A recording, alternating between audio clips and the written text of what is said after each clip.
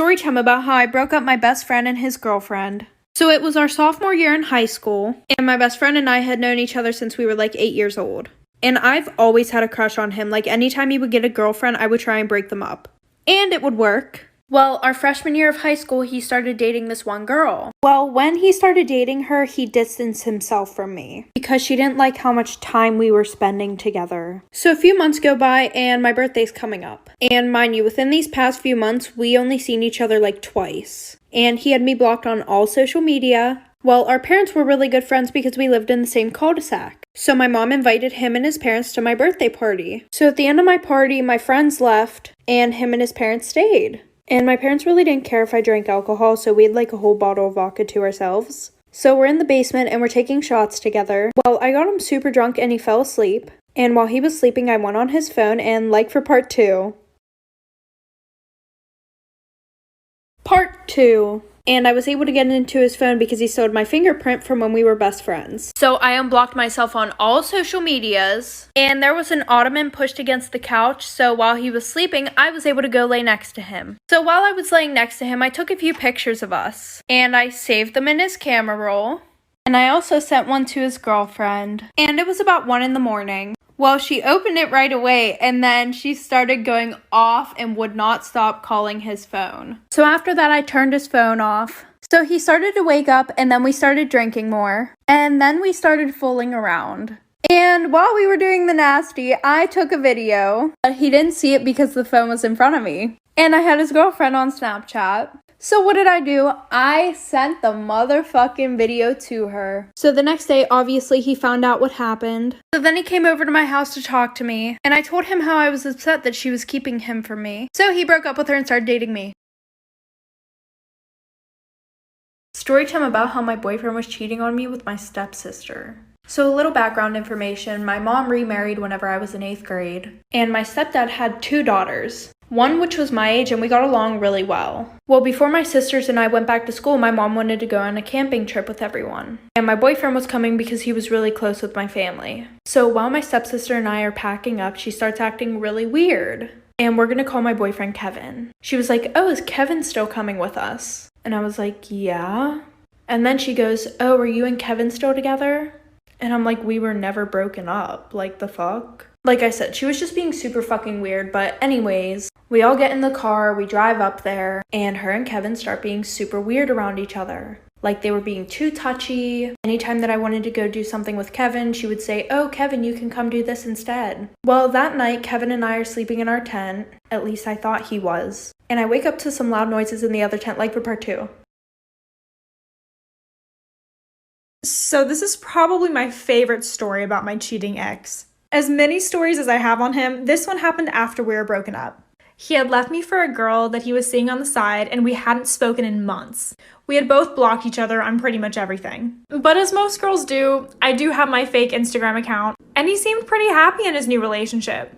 I believed that until I got a DM from a girl. She sent me screenshots of messages and fake accounts that he had made to communicate to her. So he had literally been cheating on the girl that he was with now with her the whole time. I literally don't understand people sometimes. Both him and I were in the same friend group, mostly because we pretty much grew up together. So I talked to another member of the group about what we should do. Now, I believe in karma and that people get what they deserve, but who's to say that I'm not karma? So we decided to show up to his house with not only the girl he was cheating with, but all the girls he cheated on me with. And take care of this, I kid you not, game show style. Follow, share, interact, and I'll do a part 2.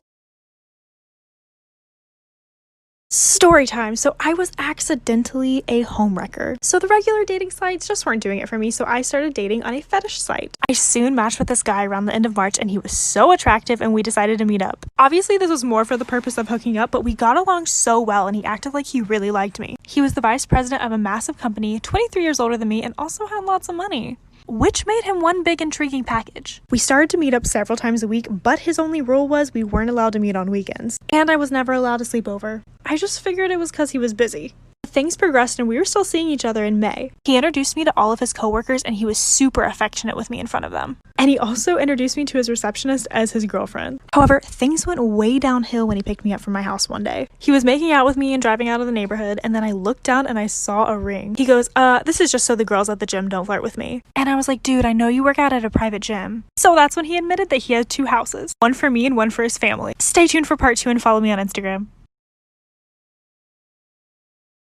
Part 2 of me accidentally being a homewrecker. So of course I freaked when he said that he had 1 house for me and 1 house for his family. Like, what does that even mean? So he said that we'll go back to his place and he'll explain. And I was like, no, I want to know what's going on right now. So he pulled the car over and he said that he's married to a woman who hasn't been home a lot because of COVID. She's a nurse. So he's been lonely and she was too vanilla for him. Then he told me his real name. So he had given me a fake name and a fake social media for months. I broke down because I was so pissed. And he kept saying that he cared about me and wanted to keep things the way that they were, so that's why he wasn't telling me. And he says that it wasn't hurting his wife or kids because they didn't know. And that's when I slapped him and told him that I couldn't believe that he made me into a homewrecker, and I asked him to take me right back home. When I got home, I blocked his number and then I went on Facebook to look at pictures of his wife and kids. And I thought about reaching out and telling her so many times, but I was so scared that he was going to release pictures of me if he ever found out.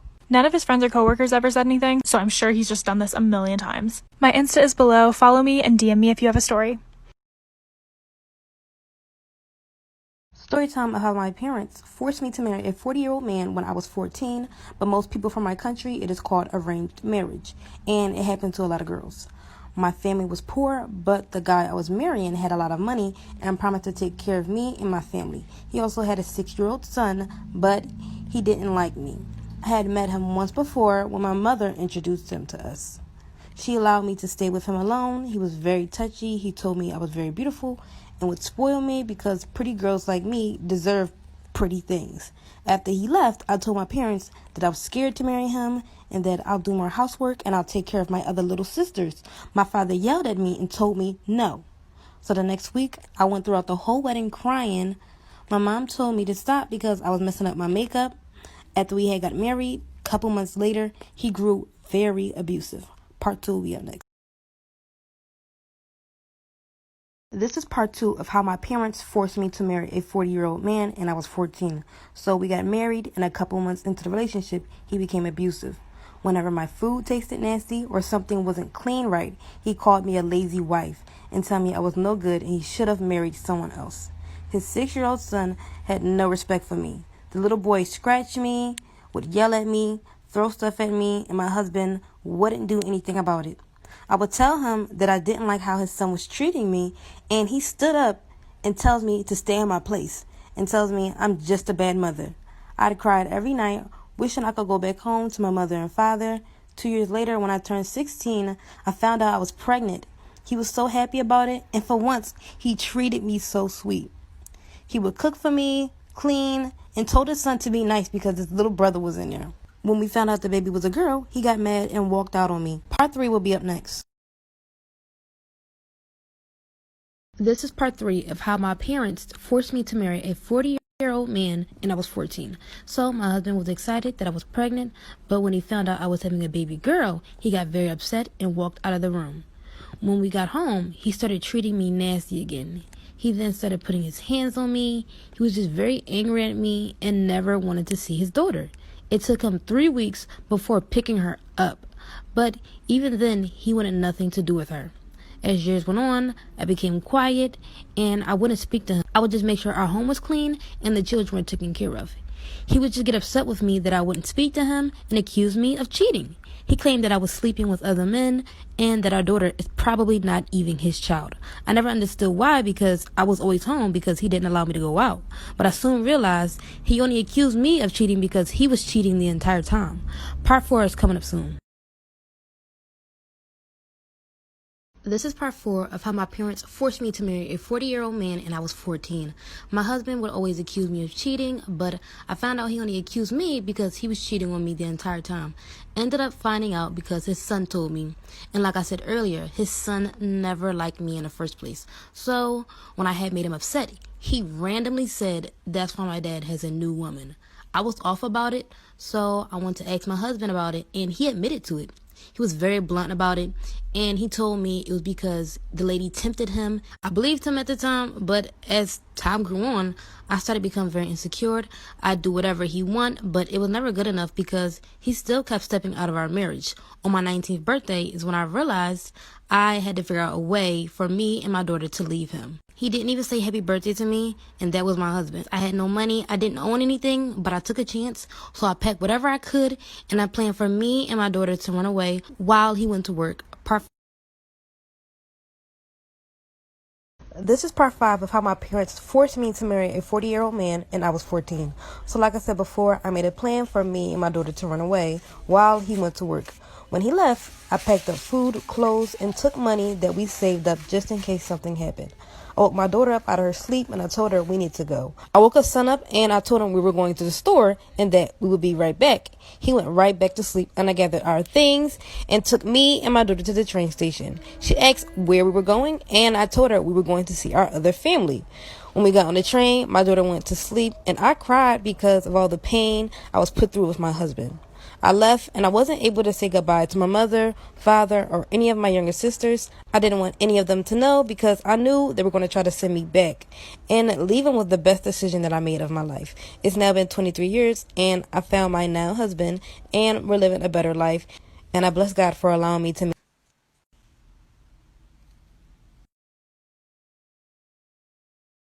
Here's another toxic best friend story time and how I ended up having to fight her over her own boyfriend.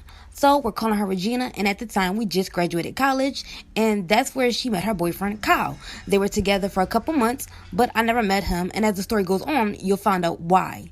5 months into their relationship, Valentine's Day is coming up, and I wanted to do a double date.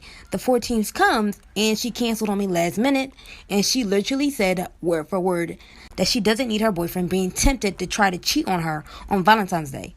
I didn't like that because she was implying that I would be the reason why he cheated. Anyways, a couple months later, I planned for us to do another double date for 4th of July. So we went to the beach, and of course, we wore bathing suits. I wore a 2-piece and she wore a 1-piece with a skirt. When we get to the beach, I start to get undressed. She pulls me aside saying, "Why are you wearing that in front of my boyfriend? You look like a whore." Here's part 2 of how I ended up having to fight my toxic best friend over her own boyfriend. So, like I said before, we go to the beach, we start getting undressed, and my friend Regina pulls me aside saying, "Why would you wear that in front of my boyfriend? You look like a whore." I get mad at her and tell her that we're at a freaking beach. What else do you expect me to wear? She starts talking about how I'm always trying to show off in front of guys that she brings around. And I tell her, my date is here also. Why would I do that in front of him or you? She tells me that I'm thirsty and that I'm looking for attention. I laugh because I'm like, she gotta be joking. Then out of nowhere, she takes my towel, throws it at me very hard as though she wanted to hurt me and says, "Put your clothes back on, you." And guys, I crazy on this girl.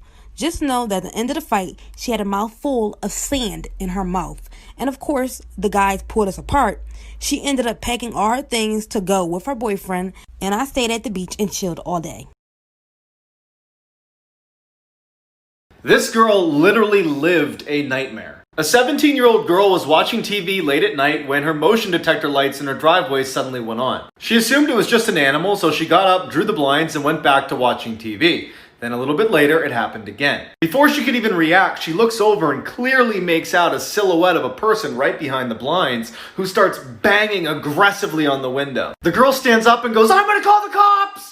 And the figure stops for just a second, sprints to the side door and starts pounding even louder on that, screaming incoherently. The girl runs to the bathroom, barricades herself inside while she waits for the police, and then her worst nightmares come true. She hears glass shatter in the other room. After a few minutes of silence, she opens her door just a crack to get a peek outside, and standing in her living room next to a broken window is some crazy old woman who looks over at her and starts sprinting toward her. The lady comes smashing into the door and starts wailing on it until the police arrive and take her away. She was a lunatic who had escaped her facility.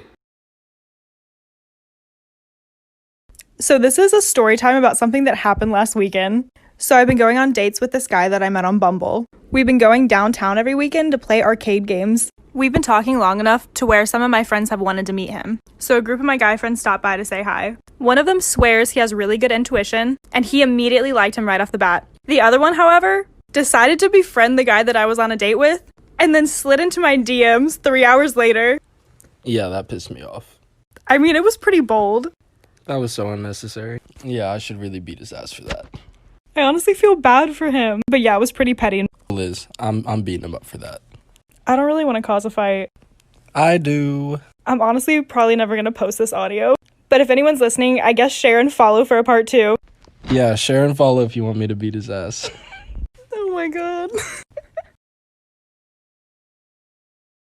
Storytime. I was kidnapped by someone that I thought was a friend. So I was in desperate need of a girls trip, so I hit up my 3 friends that were outside of my state, Maggie, Sarah, and Amber. All fake names, obviously. I made plans and arrangements so that I could come visit them. Another friend of mine that knew them offered to drive me down. His name was Max. I was super thankful for this because my family didn't want me to drive there by myself. So I made sure they had his and my number before I took off. But the second that I got into the car, I had a really weird gut feeling. My stomach started to turn, but I didn't listen to it. I kept messaging my friends how excited I was to see them the closer I got, but then they just stopped messaging me. They wouldn't answer my calls either, and Max pulled me over to a gas station saying that we're about 30 minutes away from our destination. So I thought. I needed a bathroom break, so I went inside the gas station, but that's when Max took me by the arm and walked in with me. He wouldn't let me leave his side, even for a bathroom break, and that's when he took my cell phone away and I knew that I was in trouble. I still didn't say anything out of fear, but after we got back into the car, he gave me some juice and then I passed out. Stay tuned for part 2 and follow me on Instagram. Storytime part 2, I was kidnapped by someone I thought was my friend. So after drinking whatever he gave me, I woke up after a few hours, and I was not with my girlfriends. I was 3 hours away from my home, and I didn't know this at the time, but I was at his house. My family knew that they hadn't heard from me in hours and started to get worried. They tried to get a hold of me, but obviously couldn't because I didn't have my cell phone. So they called Max. And I literally watched this man answer his phone and say that he didn't know me and doesn't know what they're talking about. Almost immediately after this happened, the cops called him. And I have no idea to this day what the cops said to him, but whatever they did, it worked. He helped bring me back to my house safely. And come to find out, Sarah, Amber, and Maggie were all in on it. They knew that he was obsessed with me and planned it so that I would spend the weekend with him instead of them. We pressed charges, but he really only got a slap on the wrist. But he's not allowed within 50 feet of me or to live in the same town or city as I am. Even though this happened when I was 18, it still haunts me at 28. Please speak up if you feel like something is wrong. Follow me on Instagram and DM me your story just like this one. Storytime about my extremely toxic boyfriend. So when I was in high school, I was dating this boy for 3 months. We're gonna call him Nick. And my friends hated him because he was super mean to all of them, but he was super nice to me. Well, after dating for about a month, he started acting super weird. Like he stopped paying attention to me, he didn't want to hang out with me. And I was going through a depression this time because my dad had just died. I wasn't really doing my makeup anymore, I wouldn't do my hair anymore, and I started gaining a little bit of weight because all I would do is sleep in bed all the time, eat 24/7. Well, soon our 2 months was coming up, and he wanted to go to this party. So I literally begged him to FaceTime me, and I was asking him, oh, what should I wear? So I put on this dress that was really tight-fitting, which I was already super uncomfortable about wearing because of the fact that I had a little bit of a belly now. So he picks me up, we go to this party, and I go and I start hanging out with a few of my friends. Well, one of my friends comes over and shows me something that he posted on his private story, like for part 2. Part 2 about my extremely toxic boyfriend. So like I said, one of my friends comes over and shows me something that he posted on his private story. It was literally a screen recording of me trying to get the dress on that was super tight fitting. And then a screenshot of my face after, when I had the dress on. Because obviously I was upset that it didn't fit the way it did before. And the video said, imagine having a girlfriend that was fat as hell. Ew, I have one. And the picture of me said, ew, she's sad now, like what the fuck, go to the gym and lose some weight. On his private story, which had one of my friends, and she was super pretty, and apparently he tried getting with her. That's a whole nother story. So after that, I Ubered home from the party. And as soon as I got home, I started crying and I told my older brother about it. So he literally drove us back to the party and beat the absolute shit out of my boyfriend. Well, someone called the cops, my brother spent a night in jail, and my boyfriend got an underage. And my brother won't talk to me now because I'm back with my boyfriend. Storytime about how my best friend found out that I hooked up with her boyfriend. A little background information. I was in high school, and I was best friends with this girl. We're gonna call her M. Well, M and I both had boyfriends, and they were also best friends. But I was super close with her boyfriend. because we had been best friends for like 3 years before they even started dating. Well, the one night we're all at my house and we're all drinking, having a good time, and I always felt like I had feelings for him, aka my best friend's boyfriend. Well, my boyfriend had to go to his house to get some clothes, and Em was the only one sober, so she drove him. So her boyfriend and I are sitting in the living room, and we're gonna call him Nate. Well, Nate and I get to talking, and we were saying how crazy it would be if we started dating. And then I told him that I had feelings for him. And he said that he did too. So we decided to be terrible people and we hooked up. And after that, we definitely knew that there weren't any feelings there. But he went and got a shower because he had my lipstick all over him and he was really sweaty. Then my best friend got back like for part 2. Part 2 of how my best friend found out that I hooked up with her boyfriend. So like I said, her and my boyfriend finally got back to my house. And she goes, "Oh, where's Nate?" And I told her that Nate was in the shower. I told her that whenever he was trying to pour a drink, he spilt vodka all over his clothes. So we're all sitting there, and then he comes out in the exact same clothes that he had on before. And she was like, "Oh, I thought you spilt vodka all over your clothes." And he was like, oh, we put them in the dryer. So she literally got up, went over, and smelt his clothes, and they did not smell like vodka. So after that, she starts flipping the fuck out. She's like, "Why don't your fucking clothes smell like vodka?" And then he came up with something. He was like, "Oh, she got confused. I spilled water all over my clothes." So as we're all watching a movie, I realized that Nate has a hickey on his neck. From me. So I started having her drink a lot because maybe she wouldn't remember and she would have thought that she gave it to him. Well, I woke up the next morning and nobody was at my house. And when I went into the bathroom, I saw that all my hair was cut off.